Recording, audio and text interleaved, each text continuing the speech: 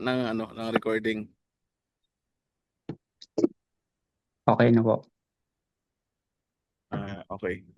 Kamusta ang first experience mo sa masterclass, Pops? Ang galing po nung signal, wala pong hirap-hirap. Na, tinetest ko po Ano? sa demo kaninang umaga lang Ah, po ako nagsimula kasi inaabsorb ko pa po yung ah, mga doon. Tapos tinest ko po kaninang umaga. Sa una po, red. Pero pagka pasok ko po ng umaga, bago po ako mm. pumasok, nag-execute ng trade. Tapos pagka-lunch po, nag-TP na po yung iba. Ang galing. Saglit lang, no? Opo, talagang pangtamad po talaga. Ang galing niyo, sir. Pang, Grabe. pangtamad. Ilan yung signals na na-receive mo kanina? Kaninang umaga po.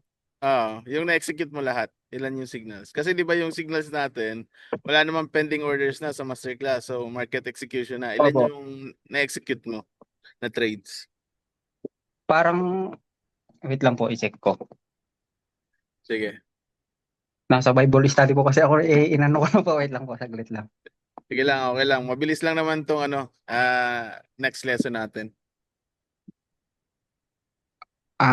Bali, ano po, 2, 4, 6, 7, 8 po. Yung 7 po, ay 7 po yung yung nag-materialize. Isa lang po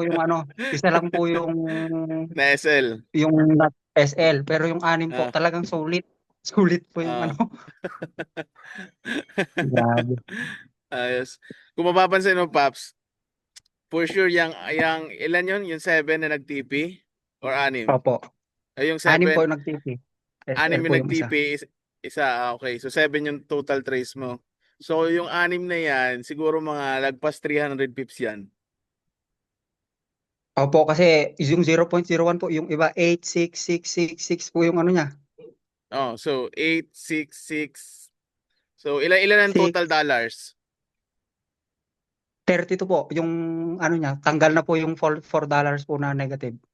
Okay. So, $32 ang net. So, that's 300 Opo. plus 320 pips. Ah, So Opo, ang galing. 0.01 lot, approximately. Congrats.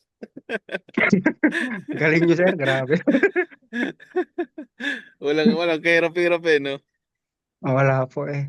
Ito po talaga yung pang tamad na kahit may trabaho ka, execute ka lang. Ayun, oo. Pero syempre, market is market. Kumbaga, hindi naman araw-araw, hindi naman linggo-linggo Pasko, no? Just to be fair, Opo. no? Uh, Opo. Sige. So, ready ka na, Paps? Mabilis Okay lang na po, to. ready na po. Adjustment lang to ng from the first lesson. Game. Usap Mm. tayo after nito. Nandito kasi ako sa pool kasi naliligo yung mga bata.